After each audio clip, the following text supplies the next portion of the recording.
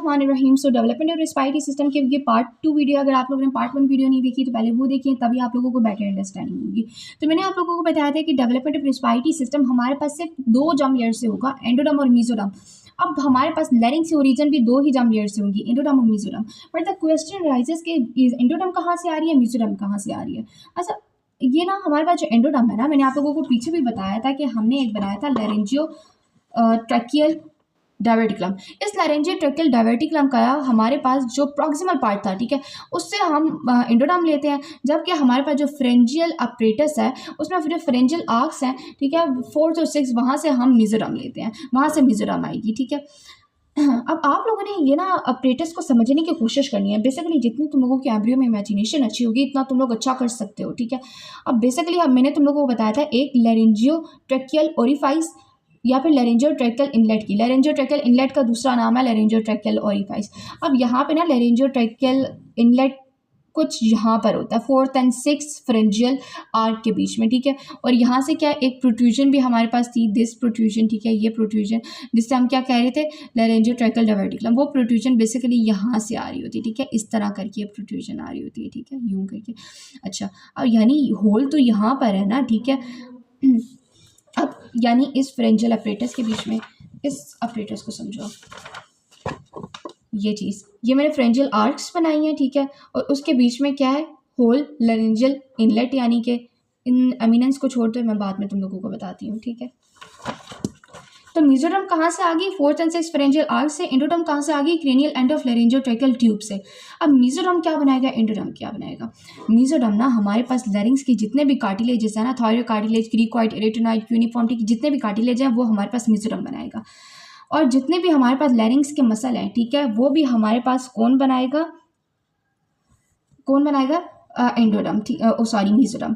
उसके अलावा हमारे पास एंडोडर्म क्या बनाएगा, एंडोडर्म मैंने बताया था अंदर की तरफ होगा। तो अंदर की तरफ हमारे पास सबसे अंदर क्या होता है, एपिथेलियम लाइनिंग होती है। तो लैरिंग्स की एपिथेलियम लाइनिंग हमारे पास एंडोडर्म बनाएगी। इसके अलावा हमारे पास वोकल कॉर्ड्स और लैरेंजियल ओरिफाइस या फिर जिसे हम लैरेंजियल इनलेट भी कहते हैं, वो भी हमारे पास एंडोडर्म बनाएगी। अब मैं आप लोगों को स्टेप बाय स्टेप बताऊंगी लैरिंग्स में जितनी भी चीज़ें होती हैं उनकी डेवलपमेंट। बुक में बहुत मैशअप करके लिखा हुआ है, मगर मैंने आप लोगों के लिए इजी किया है, ठीक है। डेवलपमेंट ऑफ वोकल कॉर्ड्स अब कैसे बनेंगे, इसको समझने के लिए इधर आ जाओ यार। देखो, मैंने बताया था कि फेरिंग्स और लैरिंग्स के बीच में एक कम्युनिकेशन फिर भी रहती थी, जिसे हम क्या कह रहे थे, laryngeal inlet. This is the laryngeal inlet, ठीक है। अब होता क्या है कि इसके आसपास क्या था, लैरेंजियो ट्रैकियल डायवर्टिकुलम, ठीक है, this is the laryngotracheal diverticulum. अब मैंने उस डायवर्टिकुलम को उतारा, ठीक है, यहाँ पे डायवर्टिकुलम होगी ना इस तरह करके, ठीक है। अब इस डायवर्टिकुलम के इर्द गिर्द क्या है, एंडोडर्म के टिश्यू, वहाँ के एंडोडर्म के टिश्यू इधर जंप इन कर जाएंगे, ठीक है, यहाँ से निकलेंगे और जंप इन करेंगे, इन्वेट करेंगे और अंदर जाके इस इनलेट के अंदर जाके हमारे पास क्या बना देंगे, वोकल कॉर्ड्स, ठीक है। तो यही बात मैंने यहाँ पे लिखी कि हमारे पास होता क्या है। अब अंदर जाके किस तरह वोकल कॉर्ड्स बनाएंगे यार, इस बात को छोड़ दो, बस ये बात याद रखो, बुक में इतना ही लिखा है कि some of the endodermal tissue, कहाँ से वो एंडोडर्मल टिश्यू आ रहे हैं, from the cranial end of laryngotracheal diverticulum, they start invading in the laryngeal orifice and form the vocal cords, ठीक है। अच्छा, ये मैंने लिखा कि कितने वोकल कॉर्ड्स होते हैं। एक हमारे पास ट्यूब वोकल कॉर्ड्स और फॉल्स वोकल कॉर्ड्स। ट्यूब को हम वोकल फोल्ड्स भी कहते हैं और हमारे पास जो फॉल्स वोकल कॉर्ड्स होते हैं उन्हें वेस्टिबुलर फोल्ड्स भी कहते हैं, ठीक है। नेक्स्ट है हमारे पास डेवलपमेंट है तो ग्लॉटिस। ग्लॉटिस की डेवलपमेंट किस तरह होगी, ग्लॉटिस बेसिकली होता क्या है, हमारे पास लैरिंग्स की जो ओपनिंग होती है ना उसको हम कहते हैं ग्लॉटिस। अब ये ग्लॉटिस बनता किस तरह है हमारे पास, कि एक ओपनिंग हमने बनाई भी तो थी ना लैरिंग्स और फेरिंग्स के बीच में, उसको हम लैरेंजियल इनलेट और लैरेंजियल ओरिफाइस कह रहे थे। बेसिकली यही लैरेंजियल इनलेट और लैरेंजियल ओरिफाइस ही तो तुम लोगों का प्रिमिटिव ग्लॉटिस है। अब ये बनेगा किस तरह कि देखो, ये हमारे पास क्या, लैरेंजियल इनलेट जिसको हम कह रहे थे लैरेंजियल ओरिफाइस।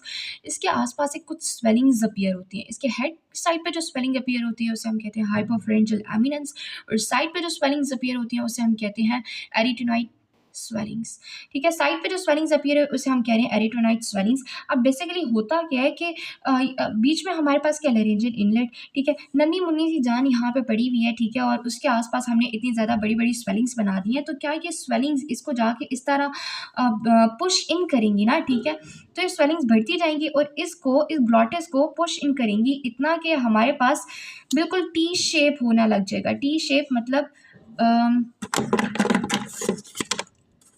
मतलब हमारे पास कुछ इस तरह का होने लग जाएगा। पहले अगर ये इस तरह का था तो अब ये हमारे पास इस तरह का टी शेप होने लग जाएगा, ठीक है। क्यों? इसके आसपास बहुत बड़ी बड़ी स्वेलिंग्स अपीयर हो गई थी, ठीक है। अच्छा, the next is the development. देखो मैंने यही बात लिखी हुई है, मैंने लिखा है कि लरेंजियल ओरिफाइस द प्राइमोडियल ग्लॉटिस, उसके क्रेनियल एंड पे बना था हाइपोफ्रेंजियल एमिनेंस, ठीक है। और उसके हमारे पास साइड पे, इधर साइड एंड्स पे लिखना था, साइड एंड्स पे बना था हमारे पास दो पेयर्ड एरिटिनॉइड स्वेलिंग्स, ठीक है। द स्वेलिंग ग्रो टुवर्ड, अब ये स्वेलिंग ग्रो करती है ऊपर की तरफ। ये जो हमारे पास दो स्वेलिंग्स बनी थी ना, ये हमारे पास किसकी तरह, हाइपोफ्रेंजियल एमिनेंस के पास ग्रो करेंगी, ठीक है। और हमारे पास ये जो लरेंजियल ओरिफाइस है, ये टी शेप लरेंजियल इनलेट में कन्वर्ट हो जाएगा, ठीक है। Next is the development of the epiglottis. Epiglottis क्या है?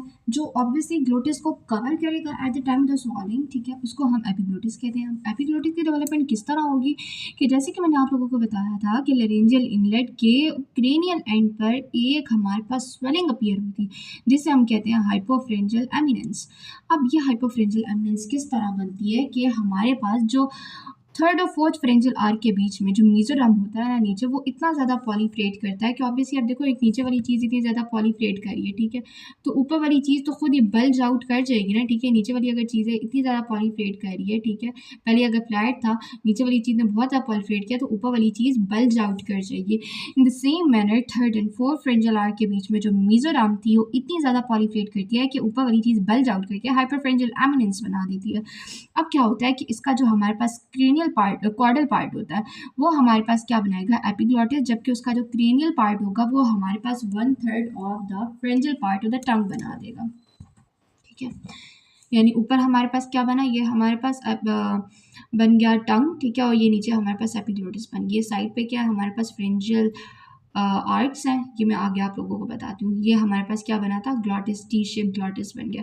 Next is the development of the cartilage. अब कार्टिलेज की डेवलपमेंट कैसे होगी इसको समझो यार। देखो यहाँ पे मैंने बनाई थी एरिटिनॉइड स्वेलिंग्स, इनका काम तो मैंने तुम लोगों को अभी तक बताया ही नहीं। अब एरिटिनॉइड स्वेलिंग्स क्या करेंगी, ये डिवाइड होंगी अपर सेगमेंट और लोअर सेगमेंट में।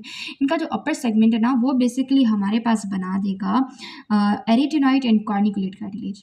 देखो तभी तो दो हमने ये हमारे पास एरिटिनॉइड एंड कॉर्निकुलेट कार्टिलेज पेयर्ड है ना, तभी तो अल्लाह ताला ने एरिटिनॉइड स्वेलिंग्स दो बनाई थी, ताकि हमारे पास पेयर्ड एरिटिनॉइड एंड कॉर्निकुलेट कार्टिलेज बन जाए। और इसका जो नीचे वाला सेगमेंट है वो हमारे पास क्रीकॉइड कार्टिलेज बना देगा। बट एक मिनट रुक जाए, आपने तो कहा कि ये हमारे पास पेयर्ड है, तो यहाँ पे एक कॉर्निकुलेट कार्टिलेज बनेगा, क्रीकॉइड कार्टिलेज, और एक यहाँ पे क्रीकॉइड कार्टिलेज बनेगा। मगर क्रीकॉइड कार्टिलेज तो एक ही होता है लैरिंग्स में, तो दो दो बन रहे हैं। हाँ बिल्कुल, जब एम्ब्रियो की अर्ली स्टेज ऑफ डेवलपमेंट में, लैरिंग्स की अर्ली स्टेज ऑफ डेवलपमेंट में हमारे पास दो पेयर्ड ही क्रीकॉइड कार्टिलेजेस होते हैं, बट लेटर ऑन हमारे पास क्या होता है कि वो आपस में आते हैं और फ्यूज करके हमारे पास एक ही क्रीकॉइड कार्टिलेज बना देते हैं, ठीक है। ये बात समझ में आ गई। अब नेक्स्ट हम करते हैं, अच्छा ये देखो, ये हमारे पास क्या है, this is the corniculate cartilage, this is the arytenoid cartilage, जो हमारे पास क्रीकॉइड कार्टिलेज। इसके ऊपर हमारे पास एक और भी कार्टिलेज होता है, क्यूनिफॉर्म कार्टिलेज, बट क्योंकि लैंग मैंने यहाँ पे केरला में मुझे इसकी डेवलपमेंट का कहीं भी जिक्र नहीं मिला, तो फिर मैंने इसका तज़किरा यहाँ पर भी नहीं किया। अच्छा, the next is the development of the aryepiglottic folds. Aryepiglottic folds क्या होते हैं कि देखो, ये तुम लोगों की जो 6 फ्रेंजियल आर्क है, ठीक है, इसकी जो म्यूकस लाइनिंग है ना, म्यूकस लाइनिंग, वो हमारे पास एरी एपिग्लोटिक फोल्ड्स बना देगी। ये फोल्ड्स बेसिकली हमारे पास लरेंजियल इनलेट की लेटरल वॉल बना रहे होते हैं, एपिग्लोटिस के साथ अटैच होते हैं और फिर एरिटिनॉइड कार्टिलेज के साथ जाकर अटैच हो जाते हैं, ठीक है। तो इनकी अटैचमेंट यहाँ से यहाँ तक है, ठीक है। तो जब देखो ये हमारे पास एरी एपिग्लोटिक फोल्ड्स हैं, तो इनकी डेवलपमेंट के दौरान क्या ये सराउंड नहीं कर रहे? देखो ये हमारे पास सराउंड कर रहे हैं किसको, यूनिफॉर्म कार्टिलेज को और एरिटिनॉइड कार्टिलेज को। तुम लोगों ने ग्रॉस में पढ़ा होगा, बट तुम लोगों को तब शायद इतनी क्लियरेंस नहीं मिली होगी, तो आई होप आप लोगों को समझ में आ गया हो। So the next is the development of the laryngeal ventricle. अब लेरेंजियल वेंट्रिकल्स क्या होता है कि बेसिकली हमारे पास दो वोकल कॉर्ड्स थे, ऊपर हमारे पास क्या थे, ट्यूब वोकल कॉर्ड्स, और नीचे हमारे पास फॉल्स वोकल कॉर्ड्स थे। अच्छा, दोनों साइड पे वोकल कॉर्ड्स होते हैं ना, एक इस साइड पे होगा एक इस साइड पे होगा, फॉल्स वोकल कॉर्ड्स एक इस साइड पे एक इस साइड पे, ठीक है। अब इनके बीच में यानी ट्यूब वोकल फोल्ड्स और फॉल्स वोकल फोल्ड्स के बीच में जो स्पेस है ना, ठीक है, ये स्पेस, इसको मैं कहती हूँ इसका लेरेंजियल वेंट्रिकल। और हमारे पास अब इस ट्यूब वोकल कॉर्ड और फॉल्स वोकल कॉर्ड के बीच में जो स्पेस है, इसको मैं क्या कहूँगी, रीमा ग्लॉटिस, ठीक है। अच्छा, अब नेक्स्ट हम पढ़ते हैं क्या लैरिंजियल वेंट्रिकल बनती है। अब देखो यार हमारे पास ये ना क्या है, लैरिंग्स की लैरिंग्स है, ठीक है, गोल सा, ठीक है। इसके अंदर वाली जो, इसके अंदर किसने लाइन किया हुआ है, एपिथीलियम ने, ठीक है। अब वो जो एपिथीलियम है, ठीक है, वो इतना ज़्यादा पॉलीफ्लेट करती है, इतना ज़्यादा पॉलीफ्लेट करी होती है कि इसका जो ल्यूमेन है ना वो ओक्लूड हो जाता है, बंद हो जाता है बिल्कुल, ठीक है, आसपास सारी एपिथीलियम, ठीक है। मगर बाद में क्या होता है कि हमारे पास रिकैनालाइजेशन होती है, यानी छोटे छोटे वैक्यूल्स बनते हैं और वो दोबारा से हमारे पास अंदर वाला एपिथीलियम ख़त्म हो जाता है और इससे आसपास वाला रहता है, तो हमारे पास दोबारा से स्पेस रिपेयर हो जाती है। और इसी के दौरान हमारे पास लैरिंजियल वेंट्रिकल बनता है, यानी कि ट्यूब ज़्यादा रिकैनालाइजेशन हो जाती है ट्यूब वोकल कॉर्ड्स और फॉल्स वोकल कॉर्ड्स की, और यहाँ पे एक स्पेस बन जाती है जिसे हम कहते हैं लैरिंजियल वेंट्रिकल। तो यही बात मैंने यहाँ पे लिखी हुई है कि रिकैनालाइजेशन होती है एट द 10th वीक, जिसमें से हमारे पास लैरिंजियल वेंट्रिकल की फॉर्मेशन भी साथ हो जाती है। लैरिंजियल वेंट्रिकल को वेंट्रिकल ऑफ मोरगैग्नी भी कहा जाता है। सो आई होप आप लोगों को मेरी वीडियो पसंद आई हो। अगर पसंद आई हो तो प्लीज़ लाइक कीजिएगा, शेयर कीजिएगा एंड सब्सक्राइब कीजिएगा। Thank you so much for watching my video. और कोई भी क्वेश्चन होगा तो कमेंट सेक्शन में आप लोग पूछ सकते हैं।